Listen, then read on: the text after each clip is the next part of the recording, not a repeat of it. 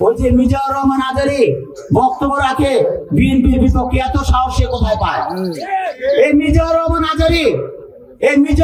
আজারীর জন্য সারা বাংলাদেশে মানুষ কাঁদছে না?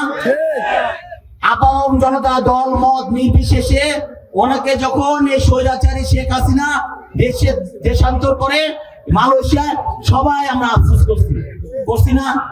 জামাতকে যখন ওই যে 28 অক্টোবর পল্টনের একে পিঠে মারছে, আমরা আফসোস করি নাই? আমরা একসাথে কাজ করি নাই? এত ষড়যন্ত্র কিসের?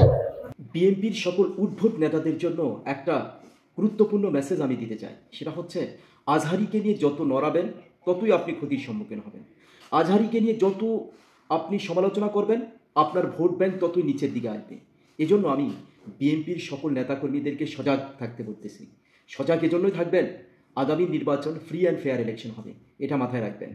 আজহারীকে নিয়ে সময় নষ্ট করার চাইতে আপনি জনগণের জন্য, দেশের জন্য ভালো কিছু করুন। আজহারী যা করতেছে তার চাইতে ভালো কিছু করার চেষ্টা করুন। আজহারীকে নিয়ে সমালোচনা করে আপনি কিছুই করতে পারবেন না, বরঞ্চ নিজের পায়ে নিজে কুড়াল মারার মতো। 18 বছর ধরে শেখ হাসিনার সবচাইতে বড় ভুল ছিল আল্লামা সাঈদীকে নিয়ে তার রাজনীতির গেম প্ল্যানটা। আল্লামা সাঈদীর উপরে যতটা না চড়া হয়েছে দেশের মানুষ, ততটাই শেখ হাসিনার বিদ্বেষমুখী হয়েছে। তো এটা হচ্ছে সিম্পল ট্রিক্স। আপনি রাজনীতি করেন, রাজনীতির মাঠে থাকেন, রাজনৈতিকভাবে তাদেরকে মোকাবেলা করেন। আপনি কারো সমালোচনা করে তাকে কোনো কিছুই করতে পারবেন না, বরঞ্চ নিজের ক্ষতি হবে। তাই বিএনপির সকল নেতাকর্মীদের উচিত নিজ দলের ভালো কিছু করে জনগণের সামনে উপস্থাপন করা, চাঁদাবাজিদেরকে চাঁদাবাজি বন্ধ করা, যারা অন্যায় কাজগুলো করছে তাদের অন্যায় কাজগুলো রুখে দিয়ে সেটার প্রতিবাদ করা, সেটি প্রচারণা করা। তারেক রহমানের নির্দেশ একটাই, যে আপনারা জনগণের আস্থা অর্জন করুন। রহমান আজহারী কি বললো সেটা সমালোচনা করার জন্য কিন্তু তারেক রহমান আপনাকে নির্দেশ দেয় নাই।